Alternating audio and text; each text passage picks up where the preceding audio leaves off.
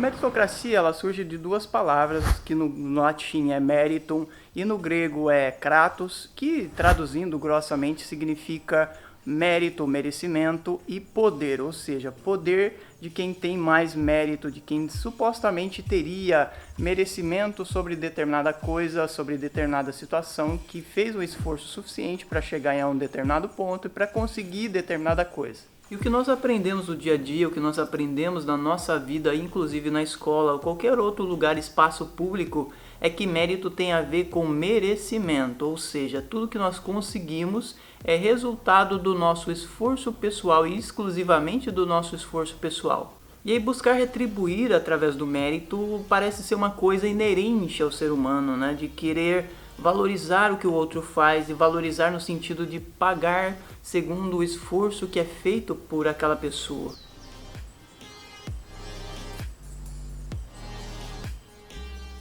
Desde que a humanidade vem pensando sobre liberdade, especialmente a partir do iluminismo, a gente tem a seguinte situação, de que as pessoas precisam ser livres, de que o cidadão, o indivíduo deve ser livre, livre no sentido de se movimentar, livre no sentido da iniciativa. E aí no sentido econômico, que é o que afeta a vida das pessoas, no mais básico, que é a sobrevivência, ele afeta também a capacidade ou a possibilidade das pessoas conseguirem aquilo que elas lutam a vida inteira. E nesse sentido, meritocracia passou a ser uma explicação para o merecimento, para o sucesso das pessoas. Embora na realidade a coisa seja muito mais diferente do que na teoria é explicado, que é uma coisa bonita, enfeitada, que todo mundo teria as mesmas possibilidades, chegaria nos mesmos lugares, teria a mesma condição de conseguir se esforçasse, se fizesse o esforço necessário para alcançar aquele determinado objetivo, como se todo mundo tivesse as mesmas possibilidades, tivesse as mesmas condições, inclusive físicas, morais, mentais, como se a sociedade fosse justa o suficiente para as pessoas se encaminharem da mesma forma, todos da mesma maneira, na mesma posição, a partir do mesmo ponto de partida.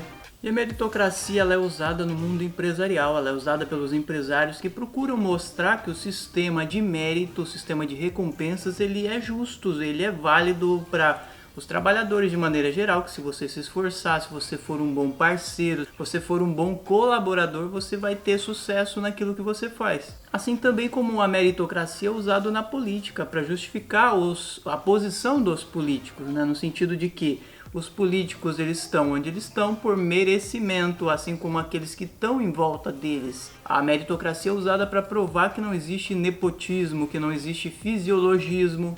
E a meritocracia também é usada na educação para mostrar que os estudantes eles estão evoluindo ou não evoluindo, para provar a diferença entre os bons e os maus alunos. Isso começa desde os anos mais fundamentais da educação. Isso acontece nas provas, isso acontece nos trabalhos que são dados para dar nota, uma nota numérica que é de conta, que é para contabilizar a validade do que é feito por um aluno ou não, né, a capacidade que ele tem ou não.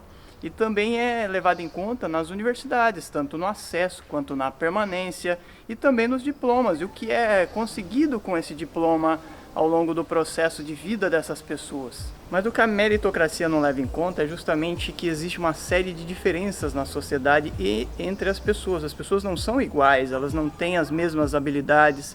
Não leva em conta, por exemplo, a deficiência, não leva em conta as diferenças sociais, as diferenças econômicas. A meritocracia não leva essas coisas em conta e é por isso que ela é tão problemática e é por isso que ela não funciona na prática. Ninguém duvida da validade, da recompensa do que as pessoas fazem, do esforço que elas fazem. Ninguém duvida também, ninguém acha ruim a gente pensar em uma situação em que as pessoas recebam de acordo com o esforço que elas fizeram. Mas a gente sabe que a meritocracia, na realidade, na prática, ela não funciona justamente por isso que eu falei, por uma série de diferenças que existem na sociedade, diferenças físicas, psicológicas, diferenças de oportunidade. E aí você imagina o seguinte, uma corrida onde existe um cadeirante e um cara que tem as pernas em perfeitas condições. Quem que vai ganhar essa corrida? Quem que vai chegar primeiro nessa corrida? Mas a gente também poderia citar diversos outros exemplos. Por exemplo, o exemplo das mulheres. As mulheres a gente espera que elas cheguem nas mesmas posições que os homens, que elas tenham as mesmas condições ou que elas pelo menos empatem com os homens nas corridas da vida. Só que a gente sabe que na prática isso não acontece. A gente sabe que as mulheres, mesmo tendo a mesma formação ou uma formação superior, que sejam mais qualificadas do que um determinado homem, elas não vão chegar nas mesmas condições, elas não vão ter o mesmo salário, elas não vão ter as mesmas condições de competir com os homens.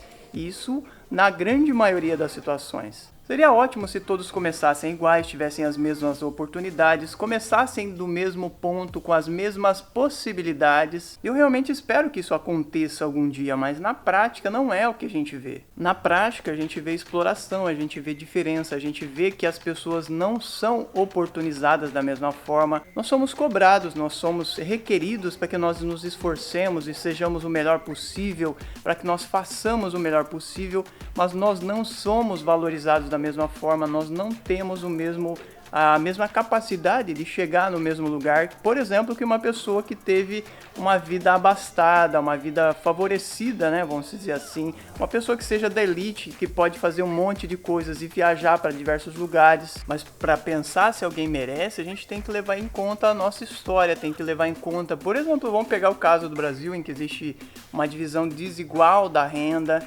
onde existe exploração desde muito tempo, que essa exploração é perpetuada, onde existe um privilégio muito forte de uma classe sobre a grande maioria da população, onde existe preconceito de lugar, preconceito de raça, preconceito de gênero.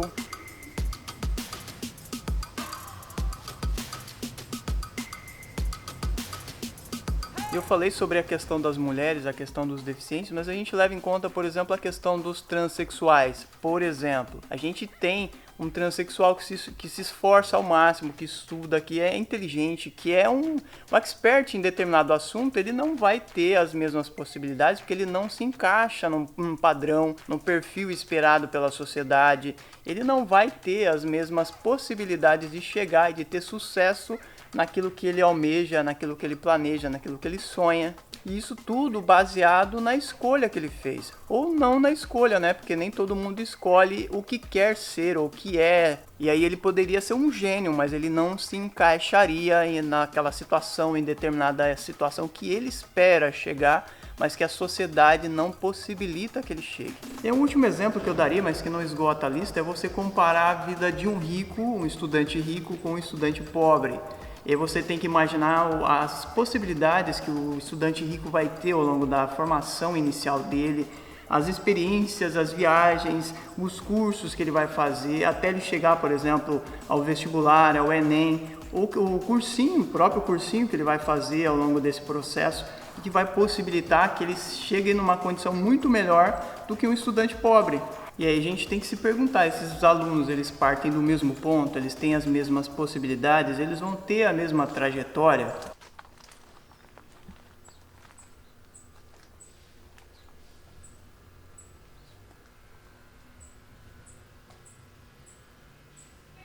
Agora você imagina todas essas limitações juntos, ser negro, ser pobre, ser mulher ou ser trans no Brasil. É por isso que a gente fala em cota, é por isso que a gente fala em redução da desigualdade, é por isso que a gente fala em distribuição de renda, é por isso que a gente fala em políticas sociais corretivas, é por isso que a gente fala em uma série de medidas que precisam resolver os problemas do Brasil, resolver os problemas da humanidade de maneira geral, coisas que precisam ser pensadas de forma consciente, de forma coletiva, né? Não é fácil, mas é necessário e é urgente.